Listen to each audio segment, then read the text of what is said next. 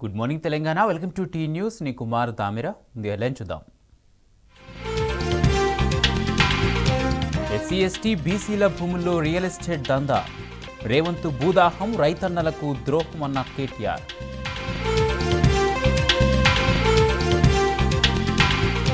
రాష్ట్రంలో ఇందిరా ఎమర్జెన్సీ సర్కార్ నడుస్తోంది. లగచెర్ల రైతులకు బీఆర్ఎస్ అండగా ఉంటుందన్న కేటీఆర్.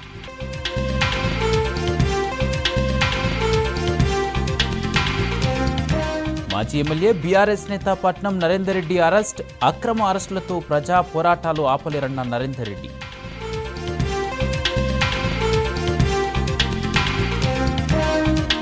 రాష్ట్ర వ్యాప్తంగా ధాన్యం కొనాలని అన్నదాతల ధర్నాలు. రైతులకు రేవంత్ గోసపట్టడం లేదన్న హరీష్ రావు.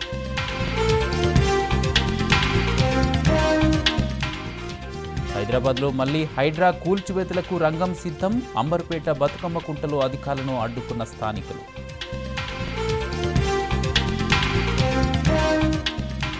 జార్ఖండ్లో తొలి విడత ఎన్నికల పోలింగ్ ప్రశాంతం. తొలి దశలో 64% పోలింగ్ నమోదు.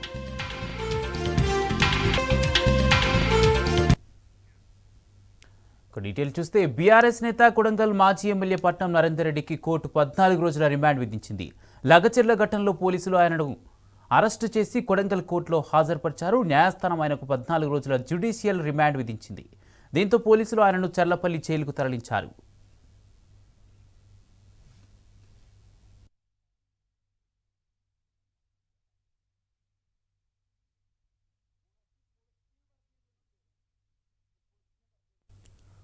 కొడంగల్లో అరెస్టుల పర్వం కొనసాగుతున్నది. ఇప్పటికే 20 మంది రైతులను పోలీసులు రిమాండ్కు తరలించారు.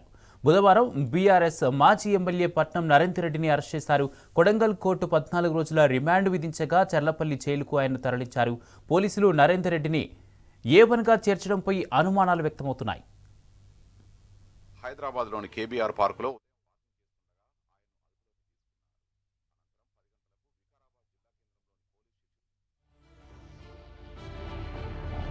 కొడంగల్లో ఫార్మా క్లస్టర్ ఏర్పాటుకు వ్యతిరేకంగా అధికారులపై రైతులు తిరగబడిన ఘటనలో అరెస్టుల పర్వం కొనసాగుతోంది.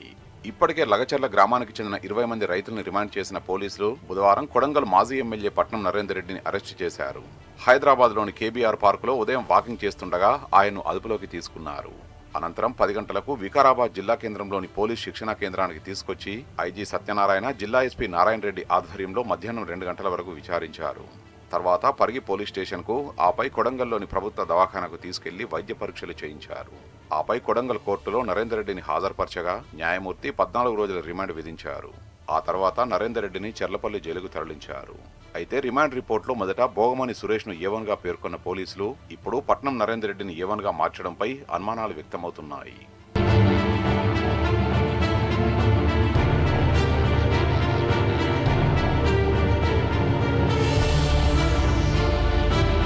మాజీ ఎమ్మెల్యే పట్నం నరేందర్ రెడ్డి అరెస్టును పూర్వ మంత్రి ఎమ్మెల్యే సబితా ఇంద్రారెడ్డి ఖండించారు. హైదరాబాద్లో ఆయన సతీమణిని కలిసి ధైర్యం చెప్పారు. ప్రభుత్వం ప్రజలను ఒప్పించి నిర్ణయం తీసుకోవాలే కానీ భయపెట్టి బలవంతంగా భూములను లాక్కోవడం సరికాదన్నారు సబిత. అటు వికారాబాద్ జిల్లా కేంద్రంలోని డీటీసీలో పోలీసుల అదుపులో ఉన్న నరేందర్ రెడ్డికి మాజీ ఎమ్మెల్యేలు మెతుకు ఆనంద్, మహేష్ రెడ్డి మద్దతుగా నిలిచారు. అలాగే వికారాబాద్, పరిగి నియోజకవర్గాల నుంచి పెద్ద ఎత్తున బీఆర్ఎస్ శ్రేణులు తరలివచ్చి ఆయన్ను కలిసి ధైర్యం చెప్పారు. అక్రమ అరెస్టులతో భయపెట్టాలని చూసిన బీఆర్ఎస్ పార్టీ ప్రజల పక్షాన పోరాడుతుందని మాజీ ఎమ్మెల్యే పట్నం నరేందర్ రెడ్డి స్పష్టం చేశారు. కొడంగల్లో అన్నదాతల తిరుగుబాటుతో సీఎం రేవంత్ రెడ్డికి భయం మొదలైందన్నారు. తనను డ్యామేజ్ చేసేందుకే అక్రమంగా అరెస్టు చేయించారని నరేందర్ రెడ్డి మండిపడ్డారు. ఎన్ని కుట్రలు చేసినా కొడంగల్ ప్రజల పక్షాన పోరాడతానని నరేందర్ రెడ్డి ట్వీట్ చేశారు. 42 సార్లు కాల్ చేశారట కదా, సురేష్ కు 42 సార్లు కాల్ చేశారట కదా, ఆధారాలు ఉన్నాయా?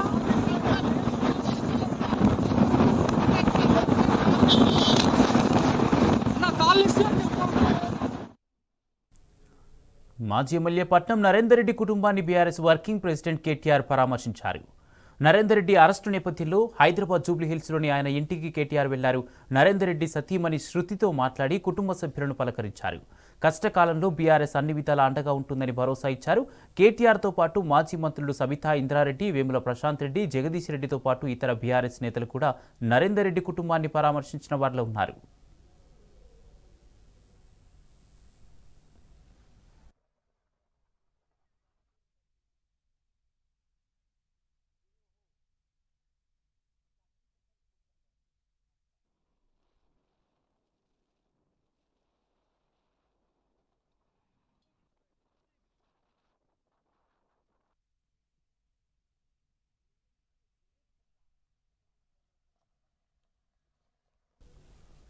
కాంగ్రెస్ సర్కారుపై బీఆర్ఎస్ వర్కింగ్ ప్రెసిడెంట్ కేటీఆర్ నిప్పులు చెరికారు. నరేందర్ రెడ్డి అరెస్టు రేవంత్ చేతగాని పాలనకు నిదర్శనమన్నారు. ఏ పదవి లేకపోయినా తిరుపతి రెడ్డి లగచర్లలో స్వరవిహారం చేస్తున్నారని ధ్వజమెత్తారు. రేవంత్ రెడ్డి భూదాహానికి అధికారులు బలిపశువులు కావద్దని హితవు పలికారు. ఈ దౌర్జన్యకాండపై ఇతర పార్టీలు పౌర హక్కుల సంఘాలు స్పందించాలన్నారు. నరేందర్ రెడ్డి కుటుంబంతో పాటు బాధిత రైతుల కుటుంబాలకు కూడా బీఆర్ఎస్ అండగా ఉంటుందని భరోసా ఇచ్చారు కేటీఆర్. కిడ్నాప్ చేసి మఫ్టీలో వచ్చి దుర్మార్గంగా ఒక భయానకమైన వాతావరణాన్ని సృష్టించడమే కాకుండా ఆయనకు ఆరోగ్యపరమైన సమస్యలు ఉన్నాయని చెప్పి వారి కుటుంబ సభ్యులు చెప్తుంటే కూడా ఆయనకు ఒక ఇన్ఫెక్షన్తో బాధపడుతూ ఉన్నారు, యాంటీబయాటిక్స్ తీసుకుంటా ఉన్నారు, ఆరోగ్యం బాగాలేదు అని చెప్తా ఉంటే కూడా వినకుండా ఈరోజు కేసు ఏందో చెప్పకుండా అసలు ఏం చేస్తున్నారో చెప్పకుండా అక్రమంగా ఇవాళ పోలీస్ వాళ్ళు రేవంత్ రెడ్డి ప్రైవేట్ సైన్యంలాగా విచ్చలవిడిగా వ్యవహారం చేస్తూ ఉన్నారు. వ్యవహారం ఎంత నికృష్టంగా ఉంది పోలీస్ వ్యవస్థది అంటే ఇవాళ అక్కడ గెలిచిన మహబూబ్ నగర్ ఎంపీ అంటే కొడంగల్ నియోజకవర్గానికి కూడా పార్లమెంట్ సభ్యురాలుగా ఉన్న శ్రీమతి డికే అరుణ గారు పోతే వారినేమో మధ్యలో అడ్డుకొని పోనివ్వడం లేదు గ్రామానికి. కానీ కనీసం వార్డు మెంబర్ కూడా కానీ ప్రజలతోని కనీసం ఎన్నడూ కూడా ఎన్నుకోబడని ముఖ్యమంత్రి అన్న అనే ఒకే ఒక్క అర్హత, ముఖ్యమంత్రి అన్నగా ఉండడమే ఒకే ఒక్క అర్హత కలిగిన తిరుపతి రెడ్డిని ఏ గ్రామంలోనైతే నిన్న ఈ సంఘటన జరిగిందో అక్కడికి 300 మంది కాంగ్రెస్ వాళ్ళు పోయి ఇంటింటికి తిరుగుతూ ఈరోజు గత 2 గంటలుగా 3 గంటలుగా బెదిరిస్తూ ఉన్నారని చెప్పి మా నాయకులు మా సోదరులంతా చెప్తా ఉన్నారు.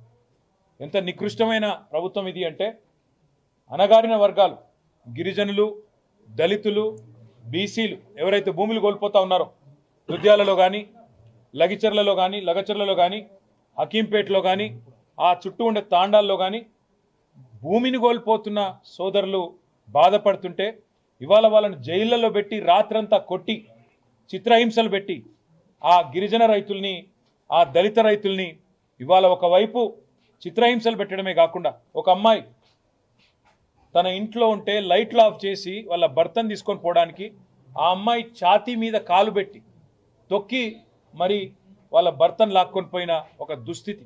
అంటే నాకు తెలిసి బహుశా గతంలో ఏ నియంత ఎలాంటి ఒక అప్రజాస్వామికమైన పాలకుడు కూడా చేయనంత దుర్మార్గమైన వ్యవహారాన్ని ఇవాళ రేవంత్ రెడ్డి తన సొంత నియోజకవర్గమైన కొడంగల్లో చేస్తూ ఉన్నాడు. నేను రాష్ట్ర డీజీపీని అడుగుతా ఉన్నా, ఈ రాష్ట్రంలో ఉన్నది ప్రభుత్వ జీతం తీసుకుంటున్నా ప్రజల చేత పన్నుల రూపంలో వస్తున్న జీతాలు తీసుకుంటున్న పోలీసు వాళ్ళు ఉన్నారా, లేదా రేవంత్ రెడ్డికి ప్రైవేట్ సైన్యంగా పనిచేస్తున్న పోలీసు వాళ్ళు ఉన్నారా? ఎందుకు ఏ కారణం చేత మీరు ఈరోజు ఒక ఎంపీ గారిని ఆపుతారు, మహబూబ్ నగర్ ఎంపీని, రేపు మేము కూడా పోతాం, మమ్మల్ని కూడా అడ్డుకుంటారా? కానీ అదే తిరుపతి రెడ్డికి మాత్రం సెక్యూరిటీనిచ్చి ఆయన వెంబడ 300 మందినిచ్చి మరి అక్కడ 144 సెక్షన్ పెట్టినామన్నారు. ఎక్కడ పోయింది మరి మీ 144 సెక్షన్? 300-200 మందితోన పోయి ఇంటింటికి పోయి బెదిరిస్తుంటే ఏం చేస్తున్నది నీ పోలీస్ వ్యవస్థ అని అడుగుతా ఉన్నాం. ఐఏఎస్ ఆఫీసర్లు, ఐపీఎస్ ఆఫీసర్లు మర్చిపోకండి, పక్కనున్న ఆంధ్రప్రదేశ్లో ఏం జరిగిందో మీరు చూసినారు. ఇలా అతి చేస్తే, అతి వేషాలు వేస్తే రేపు తెలంగాణలో కూడా గదే జరుగుతుంది. దయచేసి మీరు బలిపశువులు కాకండి. రేవంత్ రెడ్డి భూదాహానికి, రేవంత్ రెడ్డి అల్లుడి కోసం ఫార్మా కంపెనీ పేరిట పేదల భూములు గుంజుకునే ప్రయత్నం ఏదైతే చేస్తున్నాడో దానికోసం జరిగే ప్రహసనంలో మీరు అనవసరంగా అతిపాత్ర పోషించి బలిపశువులు కాకండి. ఒక నరేందర్ రెడ్డి గారికి మాత్రమే కాదు, ఆ పేద రైతులకు కూడా అండగా బీఆర్ఎస్ పార్టీ ఉంటుంది. వారి కుటుంబ సభ్యులకు కూడా ఇదే రకంగా ధైర్యం చెప్పడానికి మేమందరం కూడా పోతాం. ఎవరు అడ్డుకుంటారో, ఎందుకు అడ్డుకుంటారో, ఎందుకు సెలెక్టివ్ రూల్స్ ఉన్నాయో ఈ రాష్ట్రంలో తప్పకుండా డీజీపీ, చీఫ్ సెక్రటరీ కూడా చెప్పాల్సి వస్తుంది. ఇంకొకటి, ఏ రైతులనైతే గిరిజన రైతులని కొట్టినారో, ఏ రైతులనైతే చిత్రహింసలు పెట్టినారో వాళ్ళకు ముందే ఇప్పుడు మెడికల్ ఎగ్జామినేషన్ చేయాలి మేము డిమాండ్ చేస్తూ ఉన్నాం. ఖచ్చితంగా ఒకవేళ కనుక ఈ మానవ హక్కుల ఉల్లంఘనలు ఆపకపోతే జాతీయ ఎస్సీ/ఎస్టీ కమిషన్ దగ్గర కూడా పోతాం, జాతీయ మానవ హక్కుల సంఘం దగ్గర కూడా పోతాం. ఈ అంశాన్ని వదిలిపెట్టం. ఈ రాష్ట్రంలో ఉండే పౌర హక్కుల సంఘం నేతలు కూడా నోరు విప్పాలని చెప్పి నేను కోరుతా ఉన్నా. మరి ఇక్కడ గిరిజనుల మీద, దళితుల మీద, బీసీల మీద ప్రభుత్వం ఈ రకంగా విరుచుకపడుతుంటే, ఈ రకంగా వాళ్ళ ఇళ్ల మీదకి పోయి స్వైర విహారం చేస్తుంటే మనం ఇప్పుడు గొంతు విప్పకపోతే, ఇప్పుడు వారి తరపున మాట్లాడకపోతే చరిత్రహీనులు అవుతారనే మాట కూడా ఈ సందర్భంగా నేను విజ్ఞప్తి చేస్తా ఉన్నా. ఈ రాష్ట్రంలో ఉండే ఇతర రాజకీయ పార్టీలు కూడా ఖచ్చితంగా స్పందించాలి. కమ్యూనిస్ట్ పార్టీలు కానీ, బీజేపీ కానీ, ఇతరులు కానీ ఇట్లాంటి అరాచకాలకు మనం అడ్డుకట్ట వేయకపోతే ప్రజాస్వామిక తెలంగాణగా ఉన్న వాతావరణాన్ని ఈ రకంగా కొంతమంది తమ స్వార్థం కోసం చెడగొడుతుంటే మనం చూస్తా ప్రేక్షక పాత్ర పోషిస్తే రేపు ఇదే ప్రమాదం మీకు కూడా వస్తుందనే మాట కూడా నేను వారికి కూడా విజ్ఞప్తి చేస్తా ఉన్నా. నేను ఈ సందర్భంగా మా నాయకులందరికీ, కొడంగల్ నాయకులందరికీ ఒకటే విజ్ఞప్తి చేస్తా ఉన్నా. గత 11 నెలలుగా అరాచక పాలన కొడంగల్లో ముఖ్యంగా రేవంత్ రెడ్డి ముఖ్యమంత్రి అయిన తర్వాత నడుస్తున్నది. కానీ రేవంత్ రెడ్డి ఏమి రారాజు కాదు, చక్రవర్తి కాదు, ఆయన పదవి కూడా శాశ్వతం కాదు. రేపో మాపో తుమ్మితో ఊడిపోయే ముక్కు. ఢిల్లీ వాళ్ళకి కోపం వస్తే ఎప్పుడు ఊసిపోతుందో తెలియదు ఆయన పదవి. కాబట్టి ఈ తాత్కాలిక విర్రవీగుడు చూసి మనం ఎవ్వరం కూడా భయపడాల్సిన పని లేదు. ఈరోజు రేవంత్ రెడ్డి పరిస్థితి ఏంటి అంటే పోలీసు వాళ్ళు లేకుండా కొడంగల్ కాలు పెట్టే పరిస్థితి లేదు. ఎక్కడ కొడంగల్ ప్రజలు తంతరో తెలియదు. ఆ పరిస్థితి ఆయన తెచ్చుకున్నాడు. ముఖ్యమంత్రి అయి కూడా కొడంగల్లో స్వేచ్ఛగా తిరగలేని పరిస్థితి ఉన్నది. కాబట్టి మనం భయపడే అవసరం లేదు. భయపడాల్సింది రేవంత్ రెడ్డి, భయపడాల్సింది తిరుపతి రెడ్డి, భయపడాల్సింది కాంగ్రెస్ నాయకులు తప్ప ప్రజల కోసం పోరాడుతున్న మనం కానే కాదు. ఈ కష్టాలు, ఈ ఇబ్బందులు తాత్కాలికం మాత్రమే. శాశ్వతం ప్రజల గుండెల్లో స్థానం. దానికోసమే కొట్లాడదాం, ప్రజల కండగా నిలబడదాం, పేదల కండగా, పేద రైతుల కండగా నిలబడదాం. రేవంత్ రెడ్డి ప్రభుత్వం చేస్తున్న అరాచకాలకు తప్పకుండా ప్రధాన ప్రతిపక్షంగా మనమే అడ్డుకట్ట వేద్దామని చెప్పి కూడా విజ్ఞప్తి చేస్తూ మీకు అండగా మేమందరం కూడా ఉన్నాం. అవసరమైతే మీకోసం మేము కూడా జైలుకు పోవడానికి కూడా సిద్ధంగా ఉన్నామనే మాటను కూడా విజ్ఞప్తి చేస్తూ రేవంత్ భూదందాలపై బీఆర్ఎస్ వర్కింగ్ ప్రెసిడెంట్ కేటీఆర్ నిప్పులు చెరిగారు. పేదల భూములను అస్మదీయులకు దోచిపెడుతున్న దుర్మార్గాలను ఆధారాలతో సహా బయటపెట్టారు. ముఖ్యమంత్రి రేవంత్ అనాలోచిత మూర్ఖపు తుగ్లక్ నిర్ణయాల వల్లే మొన్న కొడంగల్ ఘటన జరిగిందన్నారు కేటీఆర్. కేసీఆర్ ఫార్మా సిటీ అన్నాడు కదా, నేను సేమ్ పేరు పెడితే బాగుండదు అనుకొని ఫార్మా విలేజ్ సిటీ అన్నాడు కాబట్టి విలేజ్ అని చెప్పి ఓ పేరు మార్చిండు. కేసీఆర్ అనేవాళ్ళు ఉండొద్దు కదా, మార్చి 20 చోట్ల ఫార్మా విలేజ్లని డిక్లేర్ చేసిండు. నిన్న కొడంగల్లో జరిగింది అదేదో కుట్రతోనో, అదేదో కువారంతోనో, ఇంకోతో అంతనో జరిగింది కాదు. ఈ ముఖ్యమంత్రి యొక్క అనాలోచిత మూర్ఖ తుగ్లక్ విధానాల వల్లనే ఇవాళ ఒక్క కొడంగల్లో కాదు, మొన్న సంగారెడ్డి జిల్లా న్యాల్కల్ అక్కడ కూడా గొడవ జరిగింది. అక్కడ కూడా రైతులు మా భూములు ఇవ్వమని చెప్పి రోడ్డు ఎక్కినారు. కొడంగల్లో ఈరోజు కాదండి, దయచేసి నేను మీడియా మిత్రులను కోరుతా ఉన్న, ప్రజలకు కూడా వాస్తవాలు చెప్పండి. 6-7 నెలల కిందట, ఇంకెక్కువ 8-9 నెలల కిందట ముఖ్యమంత్రి సోదరుడు తిరుపతి రెడ్డి ఆయనకు ఒక ఫోన్ కాల్ వైరల్ అయింది. మీరు చూసే ఉంటారు, వినే ఉంటారు. ఏమని? ఒక రైతు ఫోన్ చేసి తిరుపతి రెడ్డి గారిని అడుగుతున్నాడు, మేము ఎందుకు ఇవ్వాలా మా భూములు, ఇవ్వకపోతే ఏం చేస్తుంది ప్రభుత్వం అని గట్టిగా అడిగితే, తన్ని తీసుకుంటాం ఆయన అన్నమాట, తన్ని తీసుకుంటాం నా కొడక అని మాట్లాడినాడు ఆయన. ఉంది, వైరల్ ఉంది ఆ వీడియో, ఆడియో తీయండి, తప్పకుండా వినండి. అంటే ఇది 6-7-8 నెలల నుంచి నడుస్తున్న కథ, రగులుతోంది కొడంగల్. భూములు తీసుకోవద్దని రైతులు మొరపెట్టుకున్నా రేవంత్ పట్టించుకోలేదన్నారు కేటీఆర్. ఇక్కడ రైతులు ఆందోళన చేస్తుంటే రేవంత్ మహారాష్ట్రలో తిరుగుతున్నాడని మండిపడ్డారు. మధ్యలో రైతులు ఒక్కసారి కాదు, అన్ని పార్టీల దగ్గర పోయినారు. మా కాడికి కూడా వచ్చినారు, ఇక్కడనే నా దగ్గర కూడా వచ్చి నన్ను కూడా కలిశారు. తర్వాత బీజేపీ ఆఫీస్కి పోయినారు, అందరి దగ్గర పోయినారు. ముఖ్యమంత్రి గారిని కూడా కలిసినారు. కలిసి చెప్పినారు, సార్ ఇది మంచిది కాదు, విరమించుకోండి. మొత్తం లంబాడ రైతులు, అక్కడ గిరిజన రైతులు, గిరిపుత్రులు, వాళ్ళందరూ పోయి అడిగినారు. అడిగితే పట్టించుకోకుండా ఏకపక్షంగా మేమేదో రారాజులం, చక్రవర్తులం, కొడంగల్ ఏదో మా సామ్రాజ్యం, మేము ఏదనుకుంటే అది జరగాల అనే పద్ధతుల్లో ఇవాళ మీరు తీసుకున్న అనాలోచిత పిచ్చి నిర్ణయం వల్లనే కొడంగల్ రగులుతున్నది. రోమ్ నగరం తగలబడుతుంటే నీరో చక్రవర్తి ఫిడేలు వాయించిండంట. ఈయన కథ కూడా అట్లే ఉంది. ఇవాళ కొడంగల్లో అగ్గి అంటుకుంటే, కొడంగల్లో ఇవాళ 16 మంది రైతులు జైలుకు పోతే, కొడంగల్ ఎమ్మెల్యే, ఎన్నో ఆశలతో ప్రజలు గెలిపించిన ఎమ్మెల్యే, ముఖ్యమంత్రి అయి మమ్మల్ని ఉద్ధరిస్తారనుకుని గెలిపించిన ఎమ్మెల్యే ఎక్కడున్నాడండి? నాకు అర్థం కాదు. మహారాష్ట్రలో ఢిల్లీ పెద్దలకు మూటలు మోస్తూ వాళ్ళకి ఇవాళ తాబేదారుగా ఇవాళ అక్కడ తిరుగుతూ ఉన్నాడు.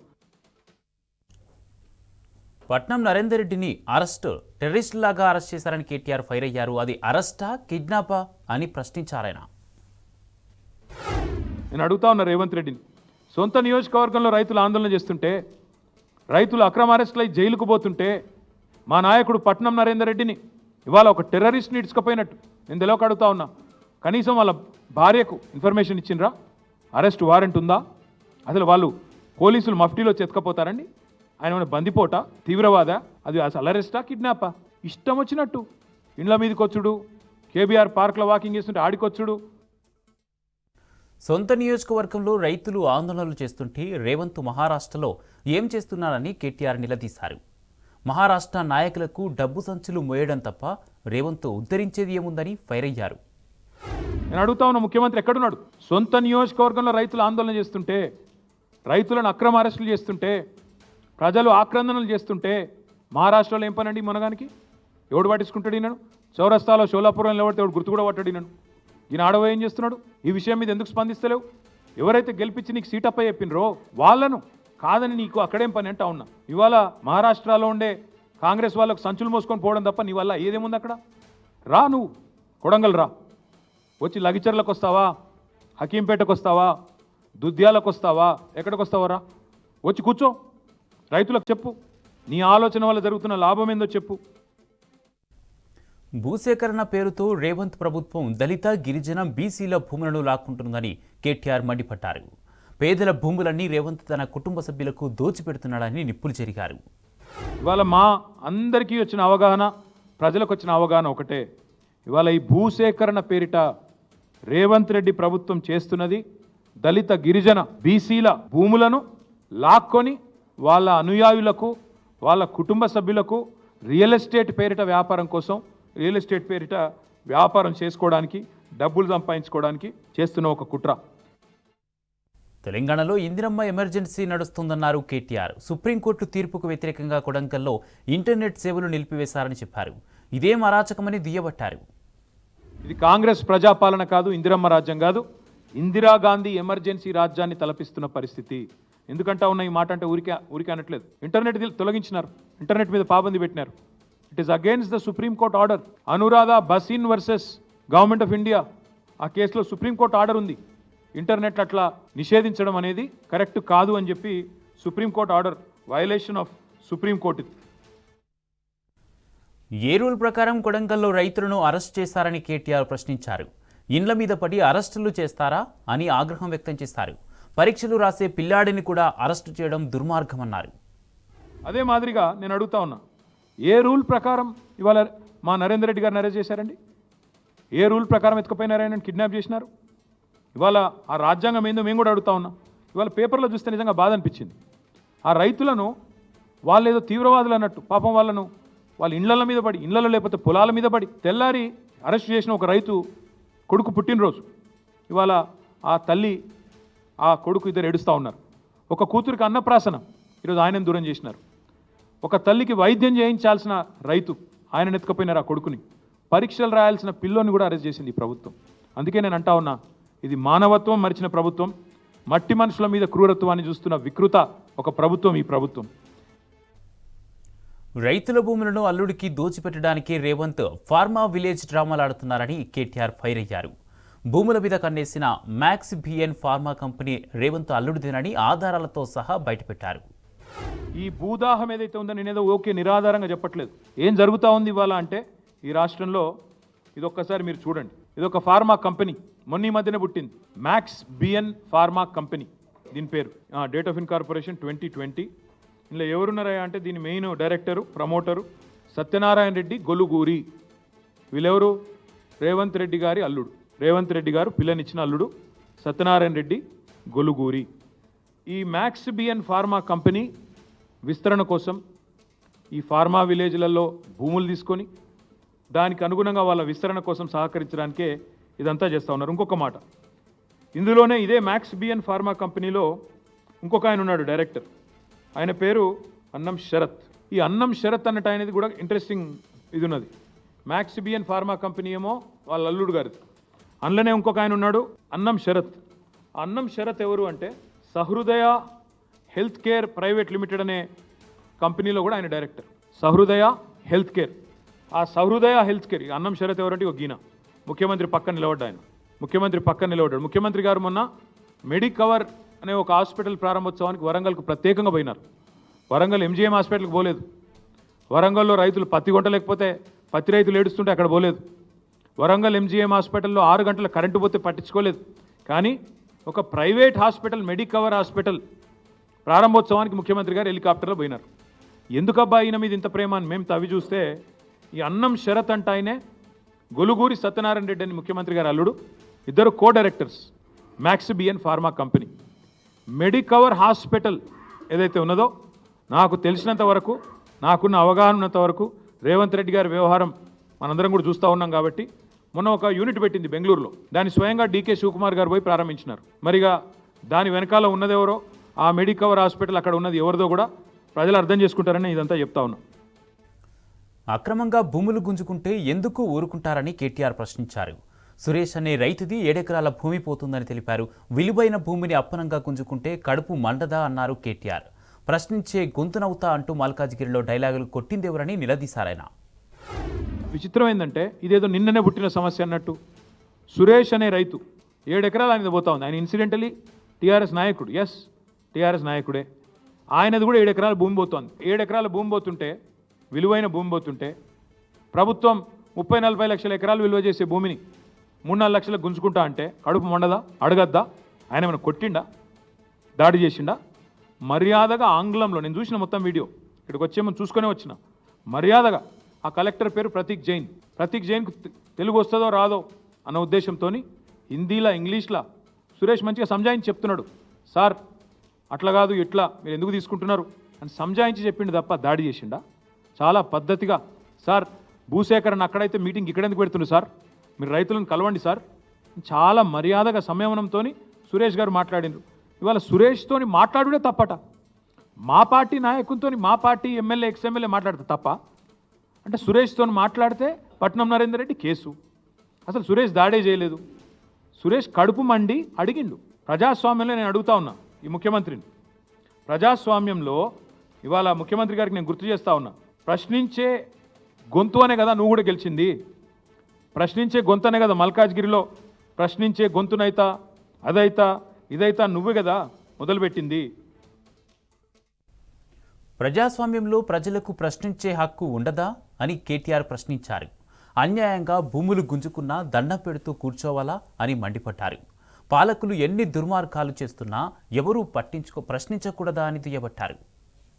ఈరోజు విచిత్రమైన పరిస్థితి ఏంటంటే ప్రజాస్వామ్యంలో ప్రశ్నించే అధికారం లేనట్టు, నా భూమి నువ్వు గుంజుకుంటా అంటే కూడా నేను ఊరికైనా దండం పెట్ట, ఓకే అయ్యా నువ్వు ఎంత ఇస్తే గంతే తీసుకుంటా అని చెప్పి సాగిలపడాలన్నట్టు, నీ అనాలోచిత తుగ్లక్ విధానాలను కూడా ఎవడు ప్రశ్నించకూడదన్నట్టు, ఫార్మా విలేజ్ల పేరిట జరుగుతున్న భూభాగోతాన్ని ఎవరు నిలదీయకూడదు, ఎవరు అడగకూడదు అన్నట్టు నువ్వు చేస్తున్న వైఖరి ఏదైతే ఉందో మేము ఖచ్చితంగా గొంతు విప్పి ప్రశ్నిస్తున్నాం.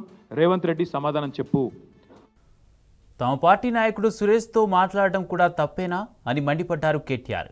మరి దేశాన్ని లూటీ చేస్తున్న అదానితో ఎందుకు అంటకాగుతున్నావని రేవంత్ను సూటిగా ప్రశ్నించారాయన. ఒకవేళ సురేష్ మా నరేందర్ రెడ్డిని కలవడం తప్పైతే, సురేష్ నాతో వచ్చి కలవడమే తప్పైతే నేను అడుగుతా ఉన్నా రేవంత్ రెడ్డి గారిని, మరి మీరు రాహుల్ గాంధీ తెల్లారలేస్తే తిడతా ఉంటాడు అదానిని, ఏమని దేశాన్ని దోపిడీ చేస్తాడని తిడతాడు. దేశాన్ని దోపిడీ చేస్తున్నాడు అదాని అని చెప్పి రాహుల్ గాంధీ వ్యతిరేకిస్తూ మాట్లాడతాడు. మరి ఆయనతో నువ్వు కూడా రాసుకొని పూసుకొని తిరుగుతున్నావు కదా. దేశాన్ని దోపిడీ చేస్తున్న అదానితో రాసుకొని పూసుకొని తిరిగే రేవంత్ రెడ్డి గారిని మరి సీఎం పోస్ట్ నుంచి తప్పించాలా వద్దా? నిజంగా మీరు చెప్పింది అదే లాజిక్ అయితే సురేష్ గారు ప్రశ్నించడమే తప్పు, ఆ సురేష్ గారు వచ్చి నన్ను కలవడం, నరేందర్ రెడ్డితో ఫోన్ మాట్లాడడం తప్పైతే నేను అడుగుతా ఉన్నా, ఏం ఎవిడెన్స్ ఉందండి? సురేష్ దాడి చేసిండా, నరేందర్ రెడ్డి దాడి చేపించిండా? ఫోన్లో మాట్లాడటమే తప్ప మా నాయకుడు ఇంకో నాయకుడితో. కాబట్టి నేను అనేది రేవంత్ రెడ్డిని, ఈ ప్రభుత్వాన్ని, వెంటనే మీ మూర్ఖపు ఆలోచనలు మానుకోండి. ఫార్మా విలేజ్ల పేరిట రావణ కాష్టం చేస్తాం రాష్ట్రం అంటే ఊరుకోము. రేవంత్ ప్రభుత్వం హైకోర్టును కూడా మోసం చేస్తుందన్నారు కేటీఆర్. మా భూములు ఎందుకోసం వాడుతున్నారో చెప్పాలంటూ ముచ్చెర్ల, కందుకూరు రైతులు హైకోర్టు పిటిషన్లు వేశారని తెలిపారు. ఫార్మా సిటీ ఉందని హైకోర్టులో చెప్పి బయట మాత్రం 4th సిటీ, ఫ్యూచర్ సిటీ అంటూ రేవంత్ డ్రామాలాడుతున్నాడని కేటీఆర్ ధ్వజమెత్తారు. మీరు హైకోర్టును కూడా మోసం చేస్తున్నారు. నేను గుర్తు చేస్తా ఉన్నా, హైకోర్టు జడ్జిలకు కూడా నేను విజ్ఞప్తి చేస్తా ఉన్నా. హైకోర్టులో ముచ్చెర్ల రైతులు, హైకోర్టులో కందుకూరు రైతులు పిటిషన్ వేసినారు. మా భూములు ఫార్మాకు వాడుతున్నారా, దేనికి వాడుతున్నారో ప్రభుత్వం చెప్పాలంటే హైకోర్టులోనేమో ఫార్మా సిటీ ఉన్నది అని చెప్తారు, బయటనేమో ముఖ్యమంత్రి గారు అట్టహాసంగా ఒకరోజు ఫ్యూచర్ సిటీ అంటాడు, ఇంకో రోజు 4th సిటీ అంటాడు, ఇంకో రోజు AI సిటీ అంటాడు, ఇంకో రోజు స్కిల్ యూనివర్సిటీ అంటాడు. ఎక్కడ పెడుతున్నావా ఇవన్నీ అంటే 1 ఇంచు భూమి సేకరించిన అదనంగా ఎక్కడన్నా?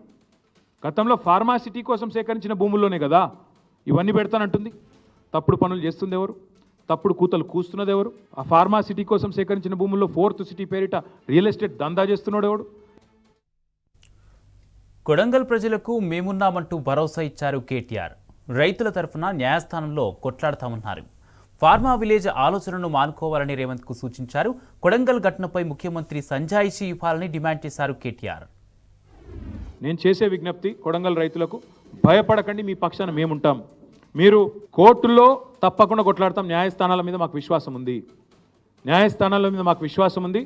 కోర్టులో తప్పకుండా ఈ దుర్మార్గాన్ని ప్రశ్నిస్తాం. ఇప్పటికైనా ముఖ్యమంత్రి గారు కూడా వెంటనే ఈ ఆలోచన, మూర్ఖపు ఆలోచన మానుకోవాలని చెప్పి కూడా విజ్ఞప్తి చేస్తూ ఉన్నాం.